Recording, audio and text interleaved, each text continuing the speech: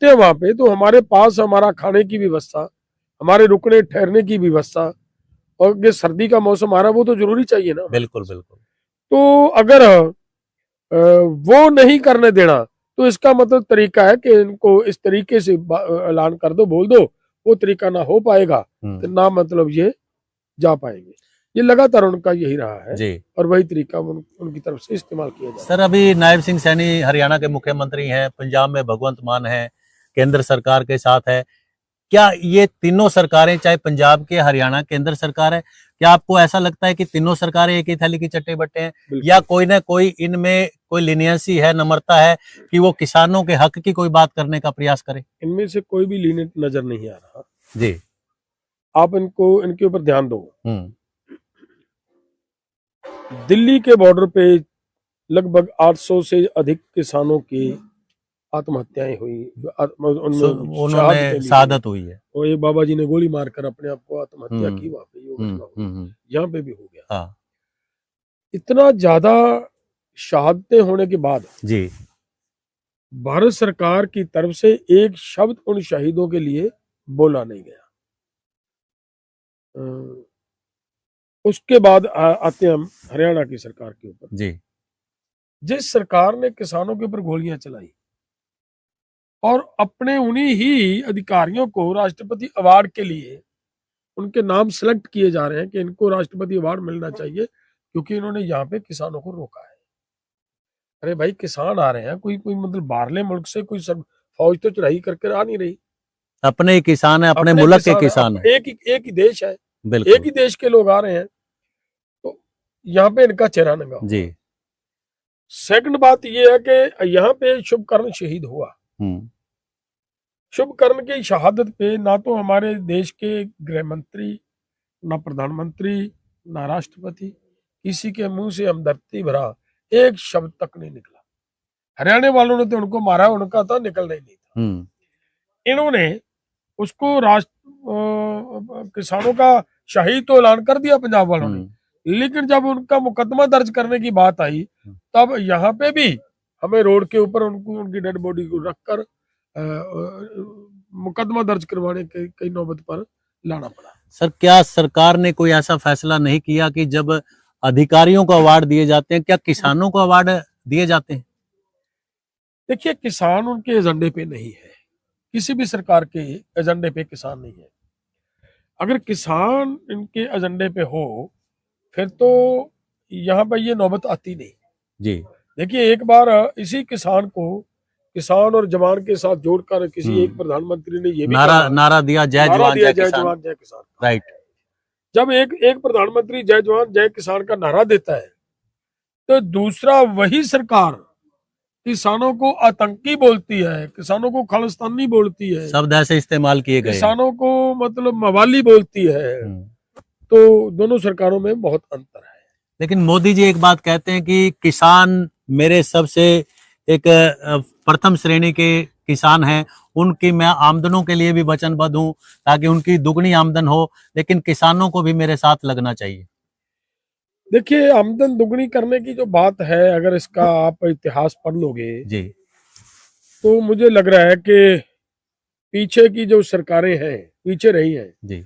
अगर हम ये क्वेश्चन का जवाब ये देते हैं जो अब दे रहे हैं तो हमारा जो क्वेश्चन के जवाब के ऊपर वो यही कहेंगे कि ये पॉलिटिक्स कर रहा है डल्लेवाल। तो आप इनका थोड़ा स्टडी करो।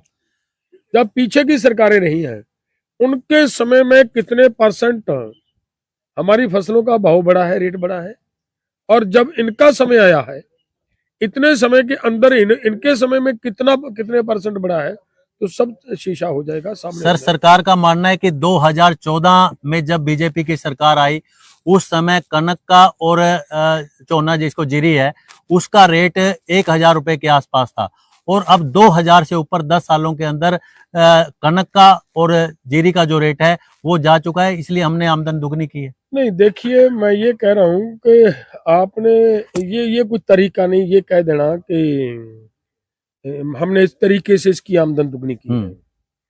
आमदन दुगनी करने का मतलब ये होना चाहिए कि आदमी का लागत कितनी आ रही है, उस लागत के हिसाब से क्या उसकी आमदन दुगनी हो रही है या नहीं हो रही।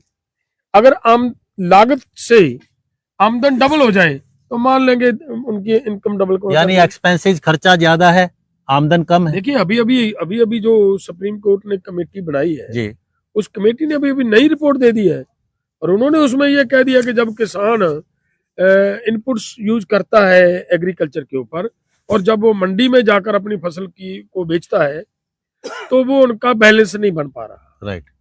तो यही मतलब ये कमेटी ने भी अपनी एक रिपोर्ट में दिया है। रिपोर्ट ने बोल दिया, अभी बोला है जी, कोई ज्यादा पुरानी बात नहीं, अभी आज ही रिपोर्ट मतलब सब। तो फिर ये जब कमेटी रिपोर्ट दे रही है तो सरकार को कमेटी की रिपोर्ट पर विश्वास करना चाहिए।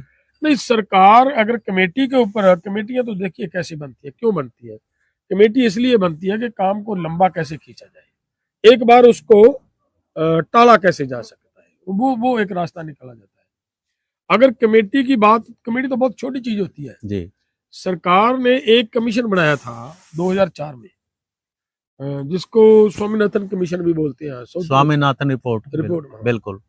तो वो उस कमीशन के चेयरमैन थे डॉक्टर स्वामीनाथन जी और उनकी अध्यक्षता के अंदर वो पूरी की पूरी रिपोर्ट तैयार हुई और 2006 में वो रिपोर्ट टेबल पे आ गई। बिल्कुल। जब 2006 में वो टेबल पे रिपोर्ट आई, आज तक सरकार ने वो रिपोर्ट लागू नहीं की जी। और देखिए कमीशन क्या होता है, कमेटी और कमीशन का जमीन आसमान का अंतर होता है। कमेटी तो बहुत छोटी चीज होती है, काफी बहुत डिफरेंस बड़ा चीज होता है, काफी डिफरेंस बहुत बड़ी चीज होता है। राइट। मुलाजमों के लिए जो पे कमीशन जितने भी आए, सभी की 7 पे कमीशनों का रिपोर्ट सी दो वो लागू हो चुकी है, बिल्कुल। लेकिन किसानों का एक ही कमीशन आया और उसी कमीशन की रिपोर्ट लागू नहीं की, तो ये कैसे मानेंगे कि कमेटियां इनके लिए तो सिर्फ काम को लटकाना, काम को लंबा पाना उसका एक तरीका होता है और कमेटी की बात ये मानते नहीं है। और पिछले दिनों हमारे साथी कमेटी वालों के साथ मिले भी है, उन्होंने भी ये कहा है कि हमारा काम है रिपोर्ट सबमिट करना, हम रिपोर्ट तो सबमिट करेंगे लेकिन हम आपके साथ ये वायदा नहीं करते कि हम इस रिपोर्ट को लागू भी करवा पाएंगे जी। ये उन्होंने पहले बोल दिया। सर, अब आपने जो फैसला लिया 26 तारीख से मणवर्ग पर बैठने का, बहुत बड़ा जिंदगी का ये फैसला है, क्या आपको लगता है कि इस कदम से सरकार कहीं ना कहीं एक मानसिक दबाव में आएगी और आप लोगों के साथ बात करने का प्रयास करेगी? देखिए सवाल ये है कि 800 से अधिक किसान हमारे पहले शहीद हो चुके हैं, इस आंदोलन में भी 40-45 के करीब मतलब किसान शहीद हो चुके हैं और एक नौजवान युवा जिसको सीधा गोली मारकर शहीद कर दिया, वो सब हमारे साथ हो चुका वहां पे। और सरकार का जिस तरह का हमारे किसानों के प्रति एटीट्यूड है वो अब सब हम लोग देख रहे हैं, ऐसी कोई उम्मीद नहीं है। लेकिन एक बात ये है कि आंदोलन को पीसफुली लड़ते हुए और तेज करना और सोई हुई सरकार की आंखों उनकी नींद से उनको जगाना, यही एक रास्ता है। जब हम यहाँ पे शहादत होगी, किसी भी नेता की होगी, हम बैठेंगे पहले, हमारी शहादत के बाद हमारा सेकंड नेता हरदो झंडे जी बैठेंगे, या रूटीन ये चलता रहेगा? ये चलता रहेगा, एक शहादत के बाद दूसरी शहादत, दूसरी के बाद तीसरी, क्या यही एक रास्ता रह गया है? देखिए और दूसरा रास्ता क्या होता है, आंदोलन अगर ये ऐसी बैरिकेडिंग ना होती तो आज तक किसान मतलब दिल्ली पहुंच जाते, रुकते नहीं थे। तो वो तो हमारे अब मतलब हो नहीं पा रहा, तो शांतिपूर्वक ढंग से आंदोलन को और तेज करने का इससे अलावा और कोई रास्ता बचता नहीं। सर, सरकार एक तरफ ये कहती है कि जो किसान नेता है कहीं ना कहीं वो अपना राजनीतिकरण में एक इस्तेमाल होते हैं और चुनाव में आ जाते हैं और उनके सामने वोटें कितनी आती हैं।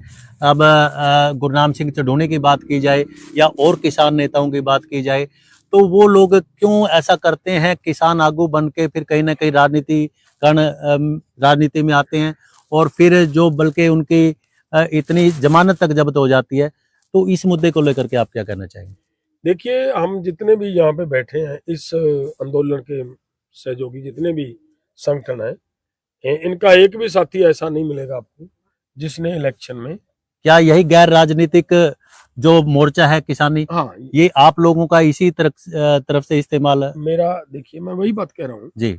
हमने पीछे जब आंदोलन लड़ा दिल्ली के अंदर, ये एक मतलब हमारा सिद्धांत था जी कि किसी भी पॉलिटिकल नेता को हम स्टेज के ऊपर मंच पे नहीं आने देंगे, मंच पे नहीं आने देंगे जी, और आने भी नहीं दिया। और वो हमारा आंदोलन जीत भी इसी वजह से हुई कि हम पूरी तरह नॉन पॉलिटिकल थे। अब वो साथी जो चुनाव में भाग ले चुके हैं और उन्होंने पार्टियां बनाकर चुनाव लड़ चुके हैं जी, तो उनसे तो अब वो क्या उन पॉलिटिकल पार्टियों से कम रह गए, वो तो उन्हीं में शामिल हो गए, उन्हीं में शामिल हो गए। तो जनता भी सही कह रही है कि ये बिक जाते हैं। सही कह रही है। तो अगर वो जनता सही करे तभी तो इस आंदोलन में वो नहीं है, उनके चेहरे कभी नजर नहीं आ रहे हैं। आपको इस आंदोलन में वो नजर नहीं आएंगे। और वही सवाल है जो, और आपका ये बड़ा इंपॉर्टेंट सवाल था कि चुनाव लड़ते हैं फिर ऐसा होता है फिर वैसा होता है, तो वो मैंने उसका जवाब ये है। लेकिन बहुत सारे पत्रकार भाई हमारे ऊपर ये भी सवाल करते हैं कि वो दूसरे साथी आपके दूसरे पुराने साथी दिखते नहीं है। तो मेरा ख्याल है सभी को इस बात की समझ लेने आ जानी चाहिए कि आंदोलन पूरी तरह नॉन पॉलिटिकल है, नॉन पॉलिटिकल रखने का हमारा प्रयास जारी है।